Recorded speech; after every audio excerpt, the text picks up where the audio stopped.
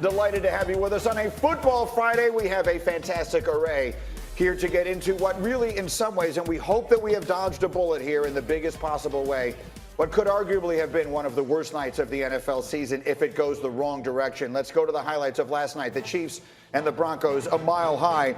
And Patrick Mahomes, the question coming in was about the ankle. And in the warm-ups, look, he looks fine. He's running around. He looks okay. And then he looks pretty good here, too, throwing a 21-yard touchdown to McCole Hardman. Look, he's right now in a tremendous groove with his wide receiver core. I don't care if he has one ankle, two ankles, no ankles. If he's out there barefoot, the guy just is in a nice groove and understands this offense as good as you possibly could. But then came this. Second quarter, Chiefs are up 10-6. This is a 4th down and 1 from the 5-yard line.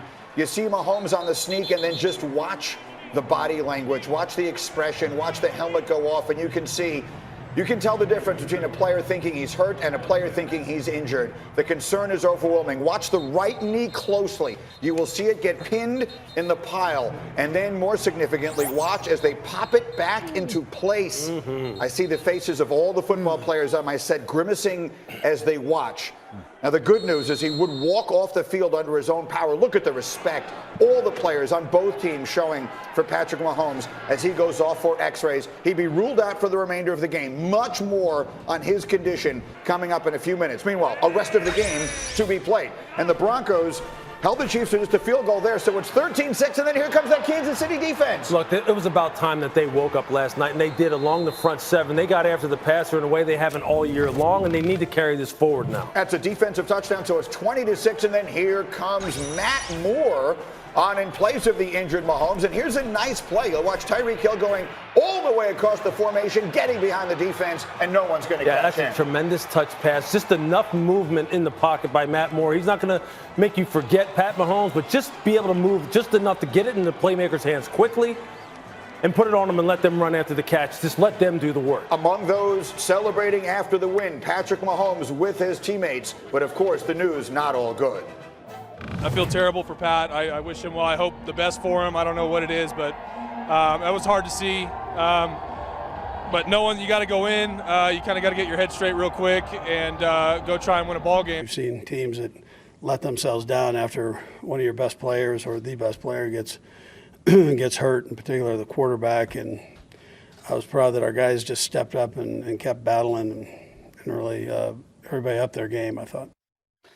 So you saw Mahomes in there celebrating to some degree with his teammates afterwards. He would tweet this: awesome team win, love my brothers, thank you for all the prayers, everything looking good so far, hashtag God is good, hashtag Chiefs Kingdom. Let's get to the man with all the information. That's our insider Adam Schefter joins us now. Shefty, what are we hearing on Mahomes? Well, Greeny, I think right now the Chiefs believe this was the best case scenario, but that is prior to the MRI today and what amounts to basically the most important MRI in franchise history. The feeling going into that MRI is that Patrick Mahomes is going to be out at least 3 weeks, which would sideline him for games against the Packers, Vikings, and Titans. But we don't know what that MRI is going to show up. We don't know if it's going to reveal ligament damage. And if it reveals ligament damage, then it could be that Patrick Mahomes would face season-ending surgery. But again, going in, they don't believe that's the case, but they don't know that's the case. And that's why today's MRI is so important for this team going forward. All right, we'll be obviously in touch with you all day long, Shefty, as we continue to wait for the results of that MRI. We showed you the Chiefs' upcoming next 6 games yesterday with their FPI chance of winning.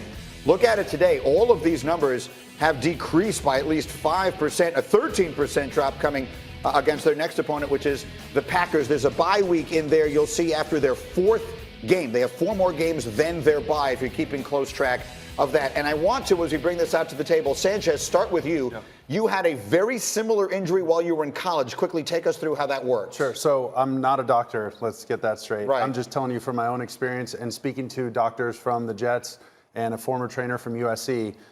When you dislocate your kneecap like I did, you dislocate it laterally. If it relocates itself on its own when you straighten your leg, that's more of a sublux. What they did and physically had to manipulate the knee to push it back in.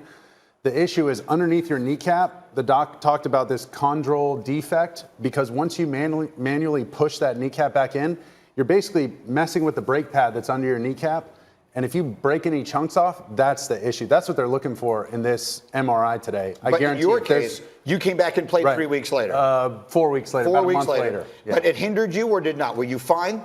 Definitely hindered me. It's something you think about. You're going to be favoring it. He's definitely going to play with some sort of brace to kind of like on the outside, the lateral side of his knee. He's going to have some sort of C-joint brace to keep it gliding in track, because it's going to be prone to pop out now. Once it happens, you're prone to have it happen again. Let me turn to you guys here quickly on this, because even before, when you see this happen, even before I started thinking about the impact on the Chiefs and the impact on their Super Bowl championship hopes, my first thought was this is the worst thing for the league, that the quarterbacks, and particularly this one, make the game so watchable. That was actually the first thought I had. Look, Andrew Luck's down, Cam Newton, he's not playing right now, and the Chiefs have 3 primetime games the rest of the year. And so what makes Pat Mahomes unbelievable? It's not just his arm talent, it's how dynamic he is. He can run around. So even if he comes back, like, is he going to be exactly the same guy that he was at the beginning of the season? Probably not. And so, yeah, this is going to hurt, because if you're not a diehard Kansas City fan or a diehard fan of another team, like, you're going to casually tune in to watch this guy play. I agree with you. When you talk about the quarterbacks, the NFL has done everything that they can to protect the quarterbacks. Anything outside of now these fluke injuries that happened to Ben Roethlisberger, now also Patrick Mahomes. So when the quarterbacks are getting hurt, it does hurt the league. But there's still a lot of football out there with a lot of good players that we can tune into. So the NFL needs to kind of drawn to that. Do you help the marketing on that aspect for the other players? All right, so Lewis, let's then spin it to the element of the Chiefs here. They are a team that has already lost a little bit of ground in a chase with the Patriots. They've lost a home game against the Texans, which is maybe the next team coming up. How does this impact them if he misses, let's call it 3 or 4 games? Well, it obviously impacts their ability to make special plays. And he's the eraser. He's kind of like the equalizer for them when they're not playing and hitting on all cylinders as an overall football team. But what will happen now is kind of like the same thing. Like, I remember talking to Doug Peterson about this when Carson Wentz went out and when Nick Foles came in. Now Matt Moore just has to try and not be Pat Mahomes, because he's not. Now he just has to be a point guard. Just distribute the football. They're set up on offense enough so where they have enough playmakers to just get the ball in their hands quickly. Don't extend plays. Don't run. Look, you're not going to make those kind of plays Pat does. Just put it in the hands of Tyreek, put it in the hands of Mecole Hardman, put it in the hands of Travis Kelce, and let them do the work. And Andy will make sure that the offense funnels that way. And Matt's been around long enough to know better. But and that's Lou, where we that's need to what's talk going to have about to the be. defense also. That was where I was going to go next, because their defense has been a major hindrance. Correct. They can't even get off the field in the last couple of weeks. Yeah, even with Patrick Mahomes, as poor as the defense had played, aside from last night, sure, still saying, look, they're a wild card team. They're going to lose in the wild card and maybe divisional round. If the defense steps up, the way they played against the Broncos, with the pressure, with the turnovers, the takeaways, the touchdowns, then you don't have to worry as much during this stretch when you don't have Mahomes. You have to worry about them down the road now, obviously, when you face the Patriots and better teams. But the defense has to take the onus that the theme of this team is now defensive as opposed to offensive. And the key, what happened last night, they were able to stop the run early in the game. They were able to score and get a lead. The Kansas City Chiefs have a good pass rush. They've always had a good pass rush. The problem is when you're playing teams and they can run the football on you and you're not scoring like the Chiefs, they can continue to run the football and wear them down like the Texans that were able to do, like the Colts were able to do. That's what changed the math for them last night, was the lead, and they shut the run down early. They discouraged it, and then they were able to feast on Joe Flacco. And let's not forget also, I mean, look, they were playing against one of the worst offensive lines in the football. The Denver Broncos have a whole nother set of issues that were really brought to light last night. But there's no question, Frank Clark actually, it was like his introduction to the NFL for 2019 last night. And they've been waiting on that.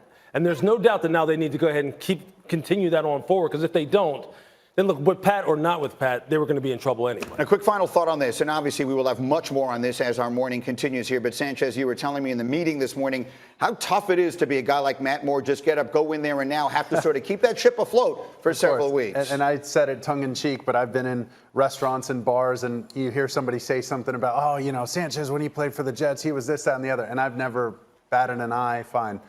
I heard something last night and people were like, oh, Matt Moore's in, he sucks. I literally jumped out of my seat. I was like, hey, man, you don't know how hard it is. And I wouldn't even say that for myself. You go to bat for a guy like that, because I've been in that situation. But like you guys said, everybody else is going to have to step up their game and make it as easy as possible on this guy.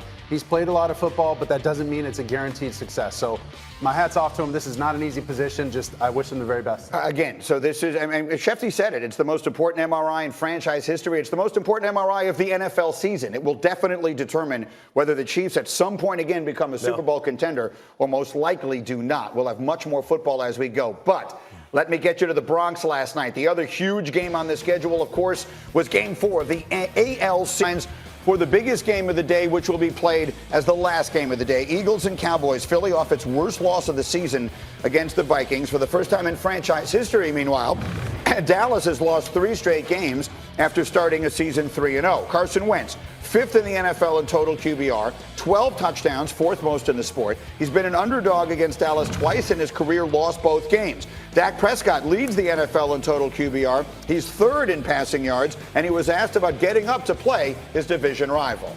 Right now it's about focusing on ourselves. Like how much does this mean to you? We're 3-3. We're in a spot with a chance to play a big-time game, to play a division rival, somebody that we're very familiar with, know they're familiar with us. If you can't bring your best for this game, and if you can't prepare your best each and every day, as I say, something's wrong with you. So I know I am. I know a bunch of these guys are, and we'll be ready to go. You know, it's obviously it's a huge game with enormous implications in the division, but I feel like all week, at least on this show, it has also become a referendum on the 2 quarterbacks who were drafted the same year with totally different expectations.